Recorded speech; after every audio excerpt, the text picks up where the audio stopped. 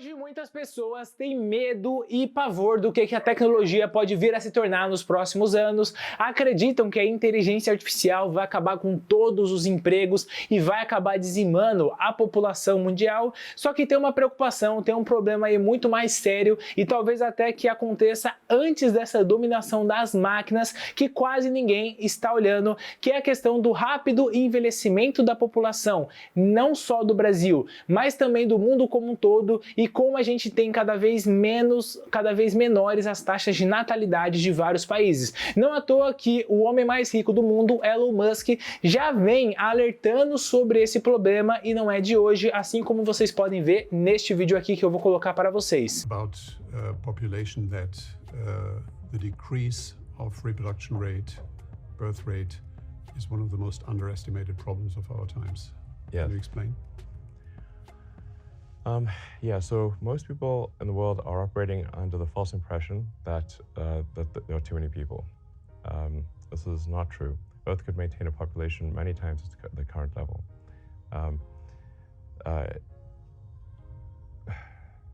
And the birth rate has been dropping like crazy. And unfortunately, like we have these like ridiculous population estimates from the UN that need to be updated because they just don't make any sense.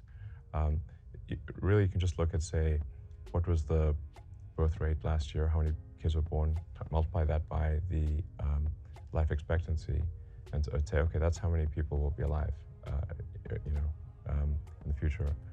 And then say, is the trend for birth rate positive or negative? It's negative. So that's the best case, unless something changes with the birth rate.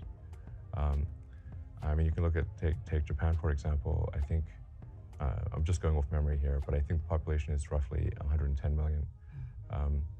But last year, if you take the number of children born times the life expectancy, which is 85 years, it's very impressive life expectancy, then Japan would have, I think, around 68 million people, roughly half of the current population. That does not tell the full story because you would have an upside down demographic pyramid. You already have an upside down demographic pyramid where, a lot of old people, very few young people. And, so how is this, that upside down demographic pyramid is unstable. So,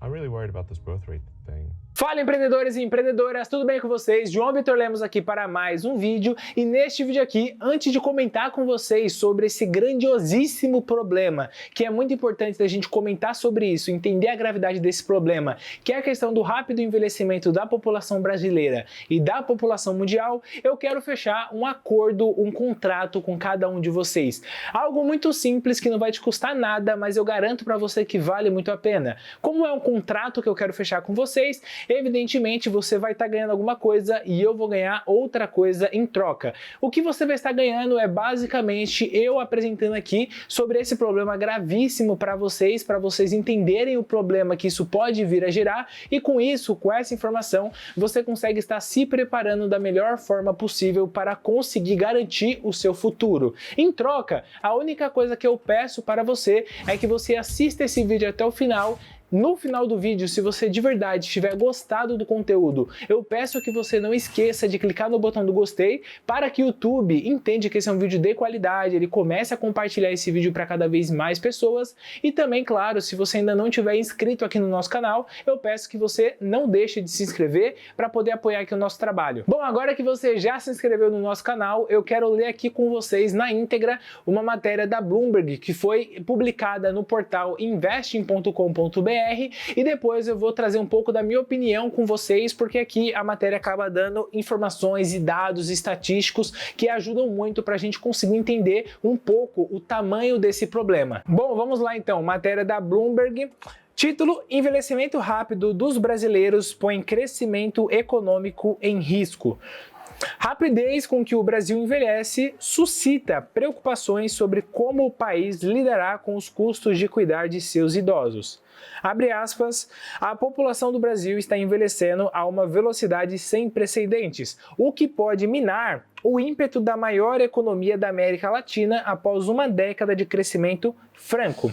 A parcela de brasileiros com 65 anos ou mais subiu para 10,9% em 2022, em comparação com 7,4% que tínhamos em 2010, de acordo com dados do Instituto Brasileiro de Geografia e Estatística, divulgados na sexta-feira. A proporção de idosos é agora a maior desde 1940, que é os dados mais antigos comparáveis. Estamos envelhecendo muito rapidamente em comparação com as nações desenvolvidas, disse a Isabel Mari, demógrafa do IBGE, em entrevista à Bloomberg. Levou 200 anos para a França e a Inglaterra fazerem o que o Brasil fez em 40 ou 60 anos. A rapidez com que o Brasil está envelhecendo suscita preocupações sobre como o país lidará com os custos sociais adicionais de cuidar de seus idosos. À medida que se aproxima de perder seu bônus demográfico, aqui rapidinho um parênteses para explicar para vocês o que é o bônus demográfico. O bônus demográfico seria basicamente você ter mais pessoas nascendo do que pessoas que estão morrendo ou pessoas que estão entrando na fase de não mais produtiva, na fase ali de aposentadoria. Então imagina que você tem uma população com 100 milhões de pessoas. 40% da sua população é a população que pode estar trabalhando, que tem mais de 18 anos, menos de 65 anos de idade, está ali apta para poder estar trabalhando. O bônus demográfico seria basicamente você ter mais pessoas trabalhando do que pessoas aposentadas e com isso você consegue estar pagando a aposentadoria de todo mundo, beleza? Quando os trabalhadores ativos superam em número os aposentados, economistas e demógrafos rapidamente apontam que muitas pessoas não têm economias e o governo carece de políticas para financiar suas aposentadorias e custo com a saúde. Abre aspas, eventualmente o Estado terá que prover para aqueles que estão envelhecendo, disse a demógrafa Mari. O Brasil iniciou um período de crescimento explosivo após o início do século. A China consumiu recursos naturais como carne bovina e minério de ferro e as receitas das exportações ajudaram a financiar programas de bem-estar que elevaram milhões de brasileiros à classe média. No entanto, o boom das commodities entrou em colapso na década de 2010 e a economia cresceu menos de 1% ao ano em média durante toda essa década.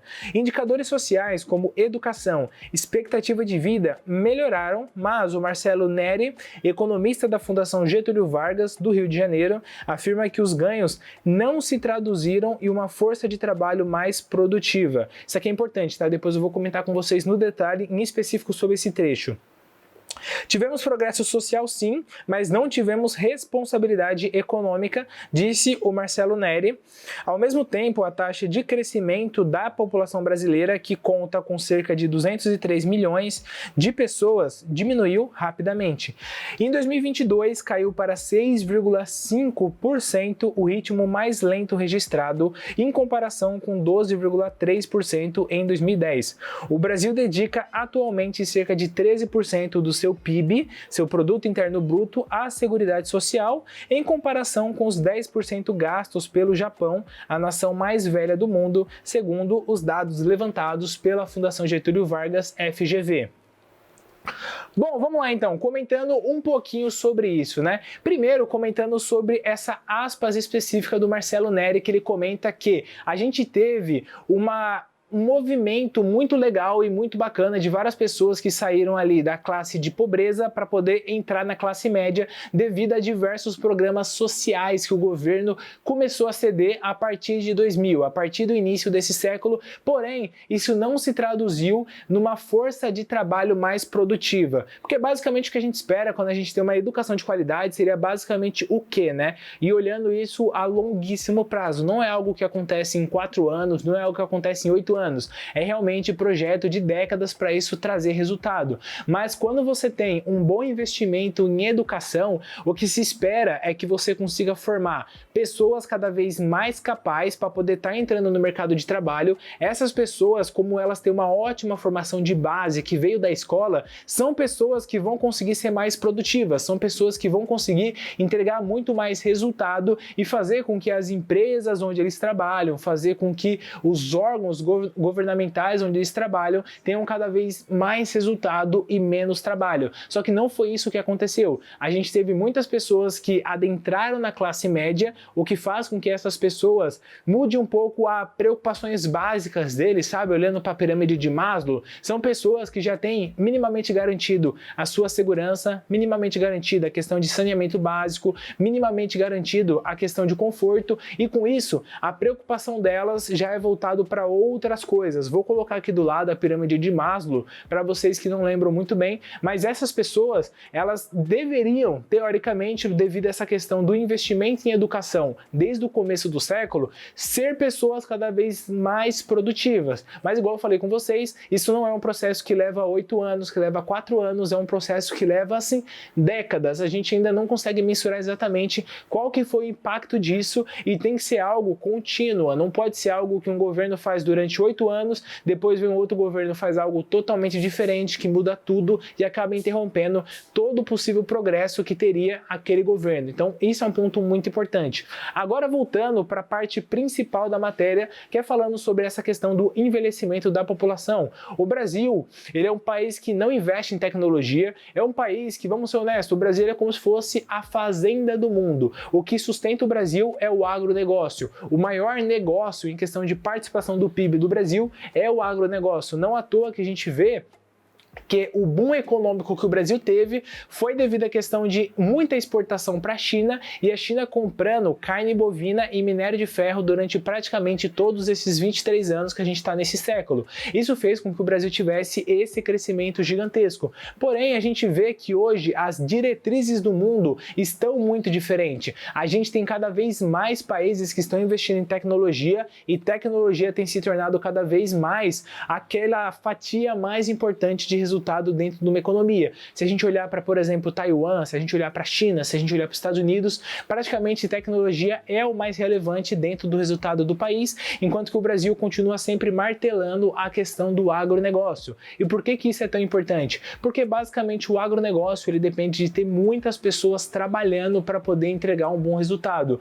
Com a gente tendo uma situação na qual a gente tem cada vez uma menor taxa de natalidade, que faz com que a gente vai ter cada vez menos mão de obra disponível nos próximos anos, você acaba tendo uma insuficiência de produção. Você tem lá uma determinada lavoura gigantesca que você pode estar colhendo, mas você não consegue ter mão de obra o suficiente para conseguir extrair o máximo que você conseguiria de resultado daquela lavoura, porque simplesmente não te resta mão de obra o suficiente, e isso daí acaba implicando em diversos outros problemas, porque como não tem mão de obra o suficiente, faz com que a gente tenha também um problema muito grande, que é a questão da gente não ter pessoas o suficiente contribuindo para a previdência social para poder sustentar o salário e a aposentadoria de cada vez mais pessoas que estão envelhecendo mais rápido, que estão tendo um aumento da sua expectativa de vida também, o que é muito bom. A gente hoje tem uma expectativa de vida no Brasil que fica ali na casa de 79, 78 anos de idade,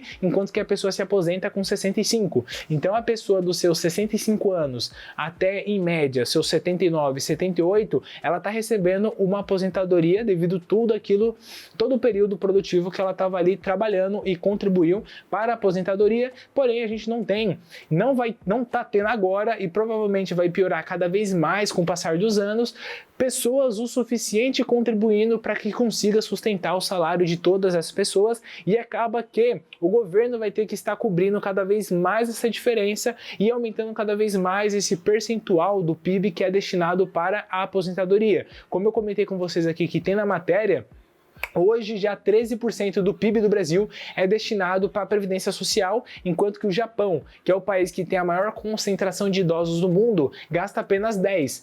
A tendência é que o Brasil venha a gastar cada vez mais, e com isso ele tenha que tirar da onde já tem pouco e onde que daria muito resultado para poder estar colocando aqui. Então vai ser um dinheiro que poderia ser investido em segurança, que poderia ser investido em educação, que poderia ser investido em diversas áreas que realmente são muito carentes aqui no Brasil, para poder estar cobrindo cada vez mais esse rombo e dificultando cada vez mais a situação da população do Brasil como um todo. Não só da pessoa que é aposentada, mas daqueles que vão vir a se aposentar e daqueles que estão contribuindo também. Então isso acaba causando um colapso realmente social muito grande, que foi algo que aconteceu, por exemplo, na Grécia e em diversos outros países da Europa. A gente tem vários países na Europa que tem diversos programas para poder levar estrangeiros para lá, para poder estar trabalhando lá e com isso conseguir aumentar a mão de obra e também aumentar a arrecadação, o que é muito importante para eles. E o Brasil provavelmente ele vai ter que fazer algo semelhante, de tentar trazer estrangeiros para cá